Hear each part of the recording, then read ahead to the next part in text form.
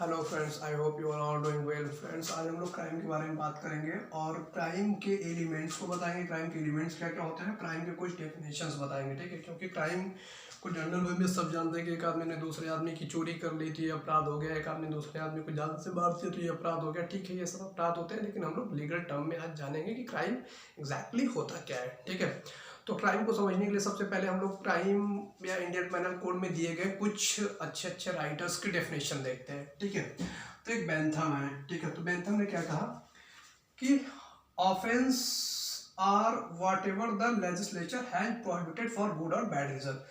मतलब ऑफेंस वो होता है जिससे कि विधायिका ने या लेजिस्लेशन ने प्रोहिबिट किया है, मना करके रखा है गुड और बैड रीजन के लिए ना। मतलब कि एक ऐसा कार्य जिसको लेजिस्लेशन ने मना करके रखा है गुड और बैड रीजन के लिए, तो उसे हम लोग अपराध मानते हैं।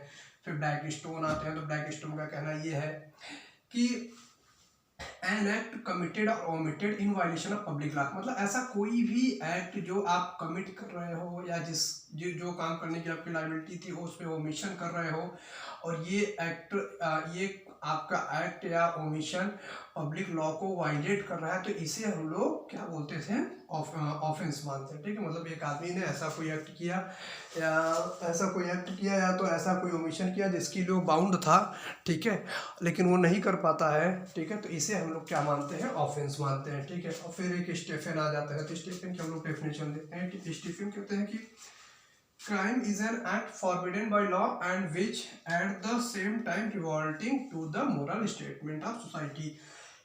तो इनका कहना यह था कि ऐसा कोई भी एक्ट जिसे कि लॉ ने फॉरबिडन मतलब लॉ ने प्रोहिबिट करके रखा है, लॉ ने मना करके रखा है, उसे हम अपराध मानेंगे। जैसे लॉ ने बोल दिया कि चोरी नहीं करना है, मर्डर नहीं करना है, नहीं तो ये सब ऑफेंस होता है, तो उन सब चीज़ों को हम ऑफेंस मानेंगे जिसे लॉ ने प्रोहिबिट करके अब फॉरबिडन करके रखा है। और ये फिर दूसरे पार्ट में इन्होंने ये बताया कि क्राइम जो होता है वो मोरल स्टेटमेंट ऑफ सोसाइटी, मतलब कि मोरालिटी के एक तरीके से खराब होता है। ठीक है, तो ये तो आपके स्टीफन के अकॉर्डिंग डेफिनेशन हो गया। फिर हमारा इंडियन पेनल कोड 1863 का सेक्शन 40 बताता है कि व्हाट इज ऑफेंस। तो इसमें ऑफेंस में बताया गया है कि ऐसा कोई भी एक्ट जिसे कि इस कोड में ऑफेंस बताया गया है, जिसे कि इंडियन पेनल कोड में ऑफेंस बताया गया है, और किसी स्पेशल या लोकल लॉ में ऑफेंस बताया गया है जो कि इस टाइम इन फोर्स हो। ठीक है, जैसे कि स्पेशल और लोकल लॉ क्या हो गया, जैसे डॉरी एक्ट हो गया, ड्रग्स प्रोहिबिशन एक्ट हो गया। तो ऐसे ऐसे बहुत सारे एक्ट हैं जिसमें बताया गया है कि आप ऐसा कुछ कर रहे हैं तो उसे हम लोग ऑफेंस मानेंगे। ठीक, तो इंडियन पेनल कोड के अकॉर्डिंग दो चीज़ों को इंक्लूड किया गया है।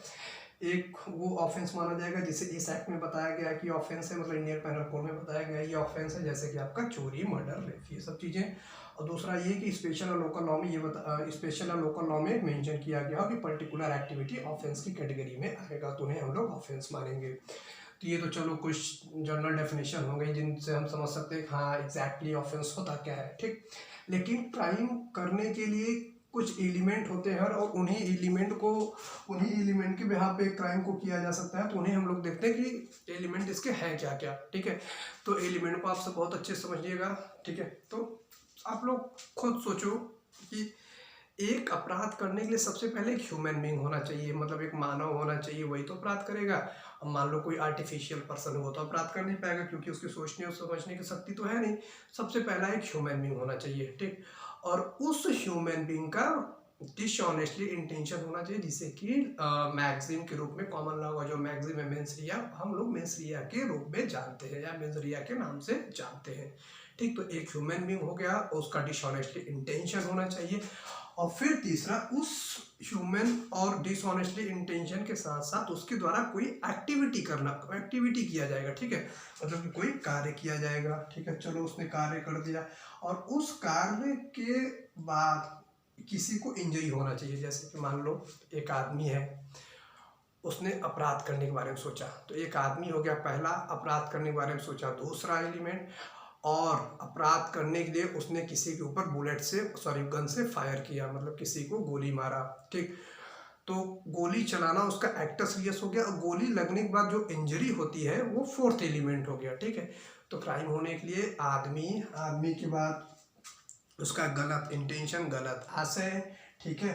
फिर तीसरा एक्ट सीरियस, उसके द्वारा कोई एक्टिविटी होनी चाहिए और एक्टिविटी के बाद किसी को इंजरी होनी चाहिए, तो हम मानते हैं कि हाँ अब अपराध कंप्लीट हो गया।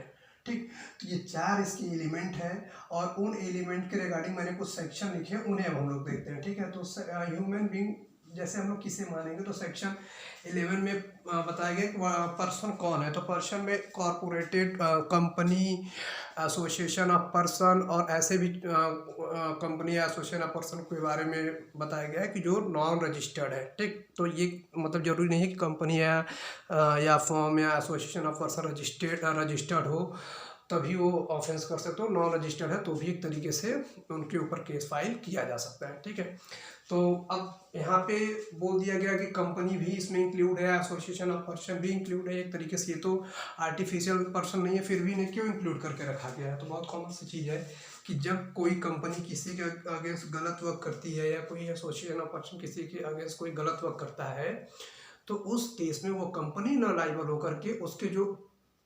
डायरेक्टर्स, मैनेजर्स, जो भी हेड रिस्पॉन्सिबल पर्सन होते हैं वो लायबल होते हैं। ठीक है, तो सेक्शन 11 हो गया। 11 को भी हम लोग देखेंगे। फिर सेक्शन 189 है। तो 189 ये बताता है क्या एनिमल को भी ऑफेंस के लिए लायबल बनाया जा सकता है।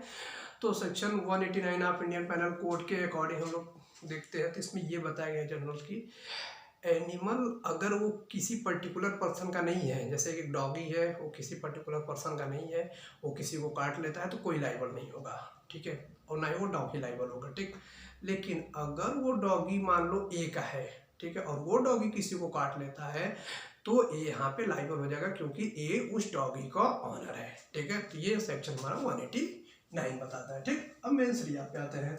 तो मेंस रिया एक बहुत अच्छा टॉपिक है, इसे मैं दूसरा वीडियो बना के इसे बहुत अच्छे से डिस्क्राइब करूंगा। इसमें बहुत अच्छे केस लॉ है उसमें बताऊंगा, लेकिन फिलहाल मैं थोड़ा सा इंट्रो दे देता हूँ। मेंस रिया मतलब गलत इंटेंशन। ठीक है, क्योंकि इंडियन पेनल कोड में चैप्टर 4 है, उस चैप्टर 4 सेक्शन 76 लेके 106 तक है। वहाँ पे ये बताया गया है कि अगर एक आदमी गलत इंटेंशन से कोई काम करेगा तभी वो लायबल होगा, अदरवाइज वो लायबल नहीं होगा। वो प्राइवेट डिफेंस, वो जनरल डिफेंस में मान लिया जाएगा, मतलब वो सेक्शन चैप्टर 4 में आ जाएगा।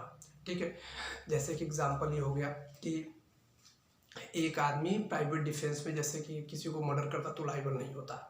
उसने किसी का मर्डर किया फिर भी लायबल नहीं हुआ क्योंकि वो चैप्टर 4 में आ रहा है। चैप्टर 4 में प्राइवेट डिफेंस के बारे में बताया गया है, 96 to 106 सेक्शन था, तो वहाँ पे वो लायबल नहीं होगा। ठीक है, तो इसलिए हमेशा एक चीज़ याद रखना है, क्राइम करने के लिए गलत इंटेंशन बहुत जरूरी है।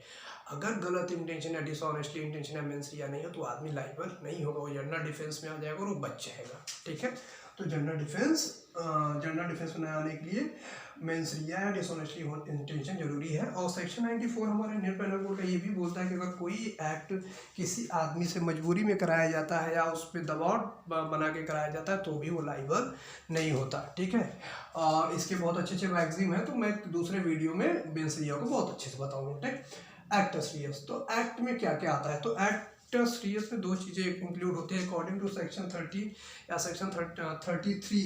हाँ, सेक्शन 33 हमारा कहता है कि एक्ट ऑफ ओमिशन। ठीक, तो जैसे कि मान लो एक आदमी है वो किसी को मारता है तो ये तो ऑफेंस है ही है, लेकिन एक आदमी है जिसकी ये ड्यूटी है कि वो पर्टिकुलर किसी को प्रोटेक्ट करे, जैसे कि पुलिस की ये ड्यूटी है कि वो हम लोगों को प्रोटेक्ट करे, लेकिन ये जानते हुए भी मतलब ये एक चीज़ या एक इंफॉर्मेशन पुलिस को है कि पर्टिकुलर ए को कोई मारने वाला है और पुलिस वहाँ जाके ए को नहीं बचाता है, तो यहाँ पे पुलिस वो लायबल हो जाएगी। क्यों? क्योंकि एक पुलिस को इन्फॉर्मेशन थी कि ए के जान को खतरा है। ठीक, तो मेरा सिर्फ इतना ही कहने का मतलब था कि एक्ट सीरियस में एक्ट और ओमिशन दोनों इंक्लूड होता है और दोनों चीज़ को ऑफेंस माना जाता है।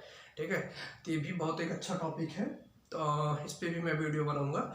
तो एक्ट सीरियस में आप याद रखना कि आप किसी को मार रहे हो तो ऑफेंस सही है, लेकिन अगर आपकी रिस्पॉन्सिबिलिटी आप अपनी रिस्पॉन्सिबिलिटी को फुलफिल नहीं कर रहे हो तो भी ऑफेंस हो जाता है। ठीक, चलो एक्ट सीरियस हो गया। इंजरी पे आते हैं। तो इंजरी को सेक्शन 44 में बताया गया है और इंजरी में जैसे कि आप सब जानते हो कि एक आदमी ने दूसरे आदमी को गोली मारा तो उसके बॉडी पे बुलेट लग गया तो ये इंजरी हो गया। सिर्फ इतना इंजरी नहीं होता, इंजरी के अंदर physical, mental, reputation, property injury, XYZ, बहुत सारी इंजरी होती है, तो उन सारी इंजरी को इंक्लूड करके रखा गया, चाहे फिजिकल हो, चाहे मेंटल हो, चाहे रेपुटेशन